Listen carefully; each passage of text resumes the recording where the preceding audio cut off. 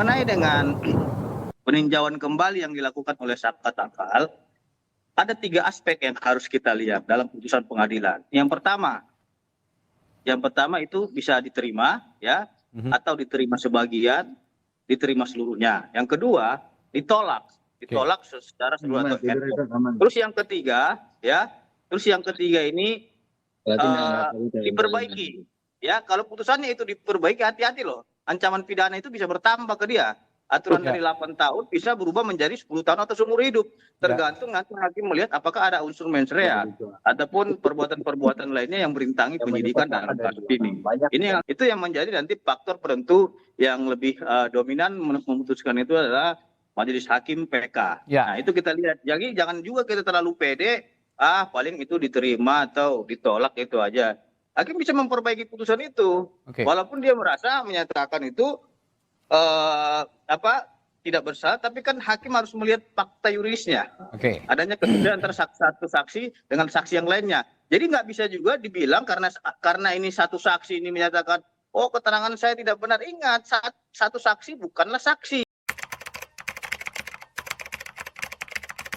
Ahli jelaskan bahwa seseorang yang telah dijatuhi pidana atau terbukti melakukan tindak pidana dijatuhi pidana yang telah memiliki kekuatan hukum yang tetap, jika merasa bahwa proses-proses hukum itu ditemukan ada sesuatu yang atau sebut saja bukti-bukti yang menunjukkan bahwa putusan tersebut terdapat kekeliruan atau kesalahan, maka seorang terpidana atau keluarganya mengajukan peninjauan kembali.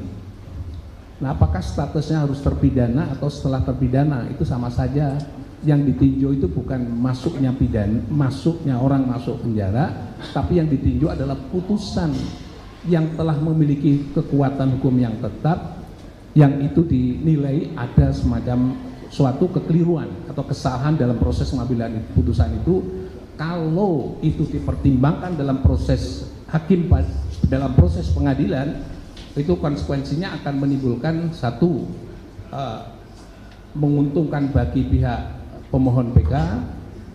Yang kedua adalah bisa juga termasuk bagian yang menguntungkan itu adalah membebaskan dari pemohon PK itu dari semua dakwaan yang ada di dalam, yang selama ini telah memiliki kekuatan hukum yang tetap ya. Sebaliknya, kalau itu adalah dibuktikan bahwa ternyata itu adalah nanti akan memberatkan, maka hakim tidak boleh menjatuhkan hukuman yang memberatkan disebabkan karena permohonan PK.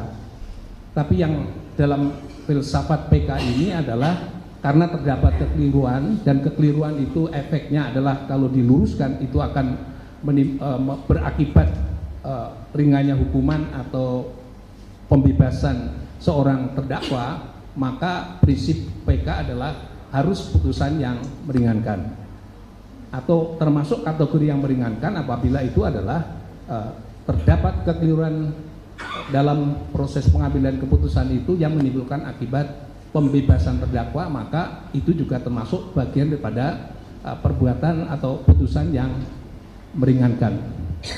Nah, untuk menuntut seseorang atau meminta seseorang itu terpidana itu kemudian mengajukan PK, paling tidak ada 3 alasan utama dalam konteks ini.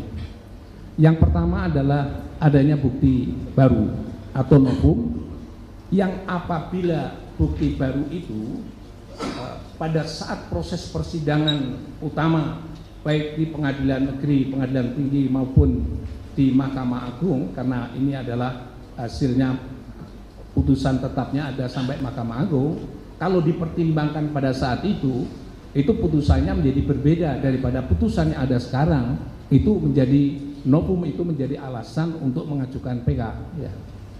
Nah, novum tadi ahli sampaikan bahwa itu bisa sampai kepada yang meringankan hukuman saja atau sampai pada membebaskan. Ini tergantung pada pemeriksaan pada tingkat peninjauan kembali. Yang kedua, apabila terjadi kontradiksi antara putusan satu dengan putusan yang lain ya, yang kalau itu diluruskan, itu putusan itu akan menguntungkan pihak pemohon PK. Dan yang terakhir adalah ada kekhilafan hakim. Dalam konteks ini, apabila kekhilafan hakim itu juga diluruskan sesuai dengan hukum acara pidana atau sesuai dengan proses pengambilan keputusan yang benar, baik dan benar, maka putusan itu juga akan berbeda dari keputusan yang ada sekarang ini, yang dimohonkan PK sekarang ini. Nah, atas dasar itulah maka seorang terpidana memiliki hak hukum itu untuk mengajukan permohonan PK. Jadi permohonan PK adalah hak, ya.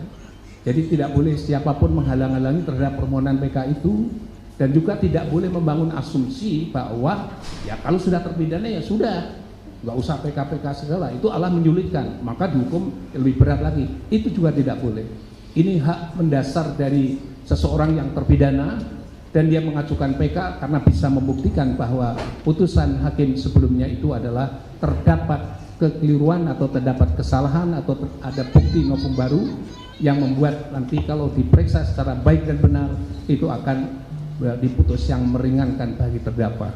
Demikian.